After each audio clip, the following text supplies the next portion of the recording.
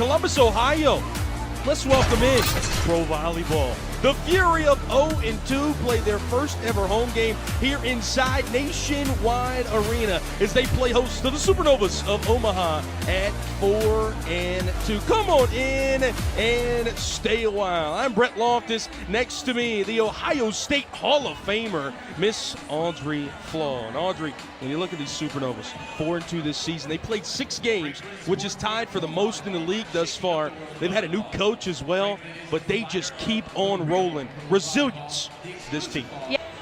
You know, these two teams, Chris, played back in week 3. Massachusetts victorious 49-41. Thomas Owens, second touchdown grab of the night. He had one of those in that week 3 matchup. Made SC top 10. It was number 1. Where will that last one land, Mr. Bretzel? Race season is finally upon us. Here at Dakota Speedway, I'm Brett Loftis with the 2023 Dakota Speedway Hall of Famer, Brian Swenson. Come on in and stay a while, Brian. 3 weeks of rain finally here tonight, opening night.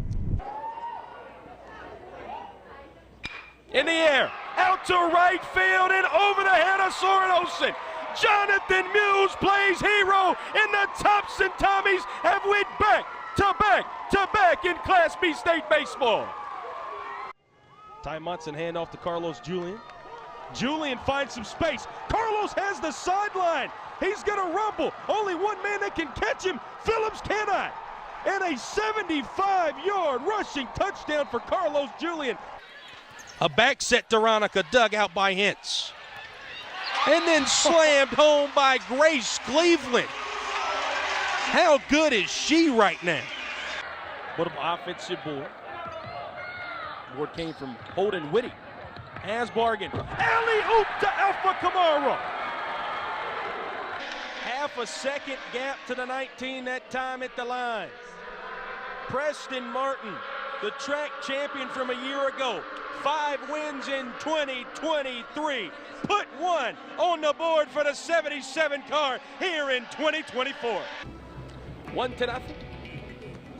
The Squirrels trying to take that goose egg off the board. It'll be 9-1-2 for Central Kansas. And perhaps their scoring inning is brought to you by Steffes Group, selling land and equipment since 1960. Make sure you visit steffesgroup.com. Again, big emphasis on perhaps, because Alex Rederath has found himself in some jams thus far, including the one this man put him in. But Cole Holzer was stranded on third after he walked his first time around.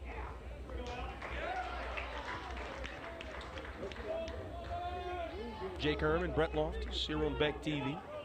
Game 3 of 4 here on quarterfinal Thursday. No balls and 2 strikes.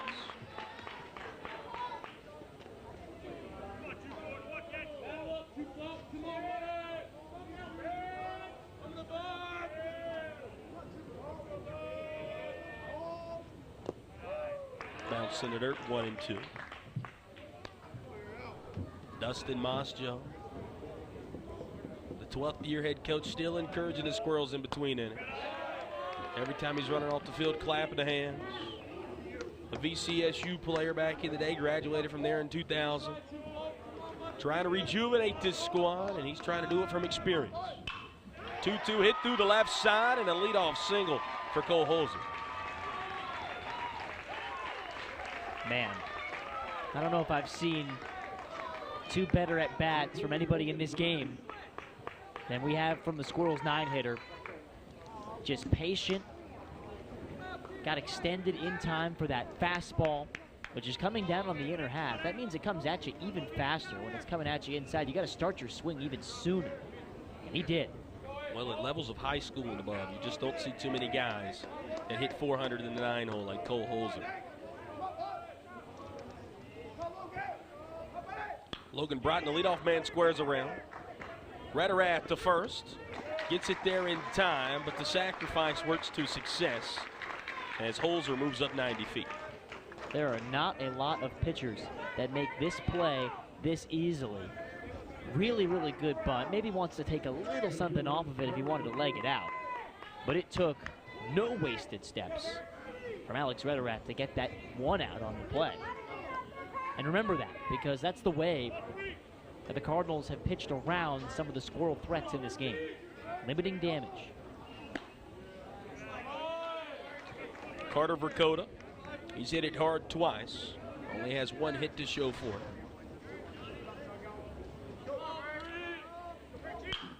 This hit to center field.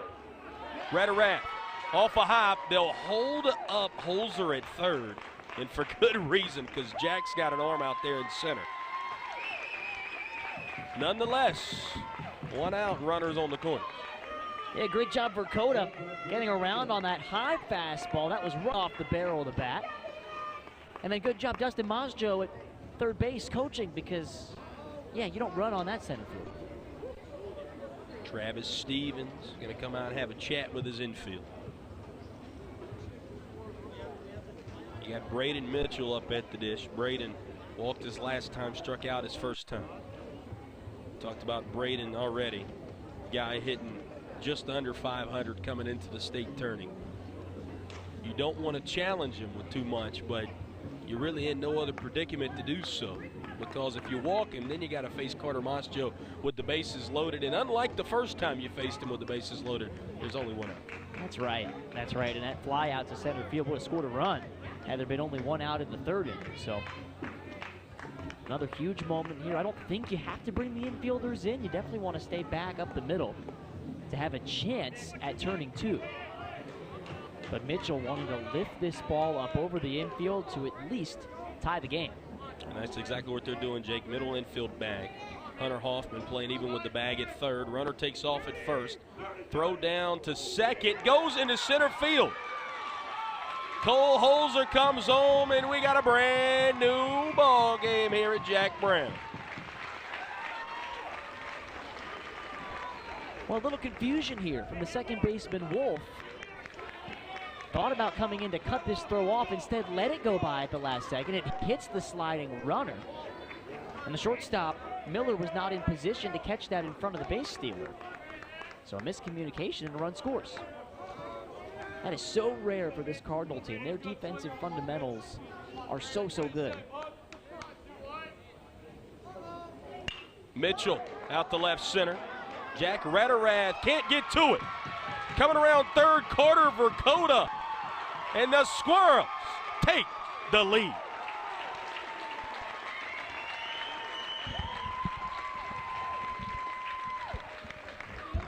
You could only keep him quiet for so long. 4 pitches, 3 hits. All lifted. What the upward angle on that swing. And then with the speed of Carter Vercoda, Rederath got sped up out there at center. Out to short. Bobbled and dropped by Jonah Miller. Goes to second, not in time. Carter Masjo reaches via the E6. And WWCS starting to struggle a bit. Now this looks a little bit like the early season struggles defensively for the Cardinals. This is not the team we saw tear through the Region 8 tournament. These are plays that they've made all year long. And Central Cass taking advantage. Left side, gobbled up by Hoffman. He steps on third. That's the only play he will have. So everybody moves up, and obviously the force at third. So Masjo at second, Burr now at first. And Cale Pearson at the dish now with 2 outs.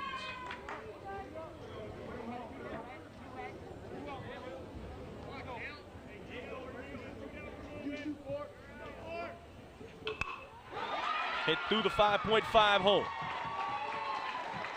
Quickly putting the stop up on his son will be Coach Masjo. So a 2-out single for Cale Pearson will load him back up for Noah Muko. Man, are they seeing it well right now. And even though it was hit too hard for Masjo to have a chance to score, encouraging signs for Central Cass. This is what good teams do. They adjust and adapt, and I think the big adjustment has been catching up to that Rederath fastball this 3rd time through the Squirrel lineup.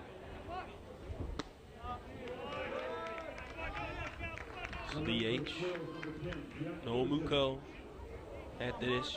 Jack Everson, the courtesy runner at first. Swung over top of a curveball, 1 ball and 1 strike. And Central Cass is taking the lead, but if you're the Cardinals, now you have to stop the bleeding. Being only down by a run, hopefully, advancing to the 6th.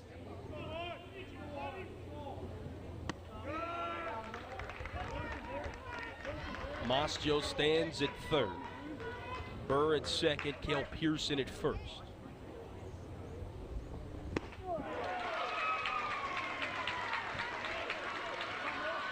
Two balls, 2 strikes, 2 outs, 2 across here in the home half of the 5th for the Squirrels.